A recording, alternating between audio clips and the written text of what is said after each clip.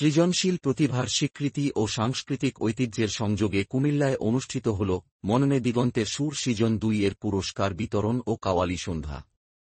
জাতীয় কবি নজরুল ইনস্টিটিউট কেন্দ্র, কুমিল্লায় নাশিদ একাডেমি আয়োজিত এই অনুষ্ঠানে বিশিষ্ট শিক্ষাবিদ, প্রশাসনিক কর্মকর্তা ও সাংস্কৃতিক ব্যক্তিত্বরা উপস্থিত ছিলেন।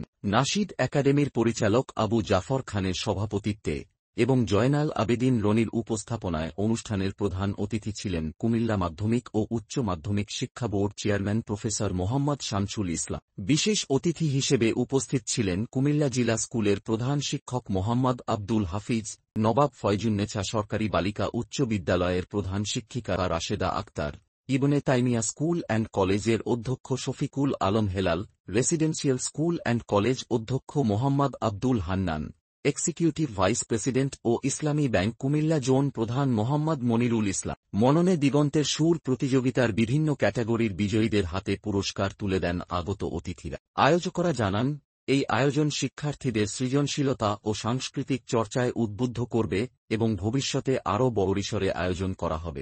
বক্তারা বলেন, মননে দিগন্তের সুর প্রতিযোগিতা নতুন প্রজন্মের সৃজনশীল বিকাশের পথ উন্মুক্ত করবে। কুমিল্লার সাংস্কৃতিক ঐতিহ্যকে এগিয়ে নিতে ভবিষ্যতে আরও উন্নত পরিকল্পনার মাধ্যমে এ ধরনের আয়োজন গুরুত্বপূর্ণ ভূমিকা রাখবে। পুরস্কার বিতরণ শেষে ঐতিহ্যবাহী কাওয়ালি সন্ধ্যা অনুষ্ঠিত হয়, যেখানে সঙ্গীত শিল্পীদের অসাধারণ পরিবেশনা দর্শকদের মুগ্ধ করে।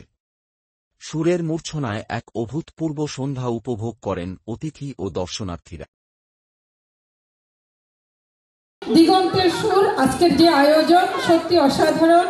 সরকারি বেসরকারি উদ্যোগ মিলিয়েই কিন্তু আমাদের সাংস্কৃতিক চর্চা আমাদের আগামী প্রজন্মকে শুদ্ধ সাংস্কৃতিক চর্চার মধ্যে দিয়ে একটি সুন্দর জাতিতে এবং জাতির কর্ণধার হিসাবে এই প্রজন্মকে তুলে ধরার ক্ষেত্রে এই প্রয়াস নাশিদ একাডেমি অব্যাহত রাখবে, আমি এই বিশ্বাস করি।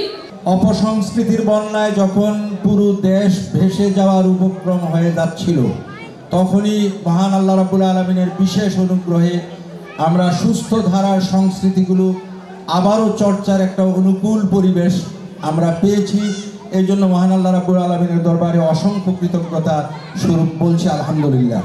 নাশিদ একাডেমি আজকে যেই জিনিসটা এখানে করে দেখালো, এত ছোট ছোট বাচ্চারা কি চমৎকার পারফর্ম করেছে, কি কোরআন তেলাওয়াত, কি নাদ, কি হাম, তারপরে দেশের গান, একুশের গান, আমি সবগুলোই খুব মনোযোগ দিয়ে শুনেছি। আমার কাছে খুবই ভালো লেগেছে।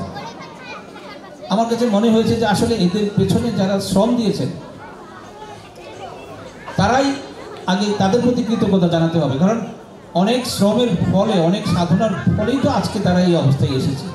যে একটি সুস্থ জাতি গঠন করার জন্য আসলে একটি সুস্থ সংস্কৃতি প্রয়োজন, এবং সেই সুস্থ সংস্কৃতি দ্বারা অব্যাহত রাখার জন্য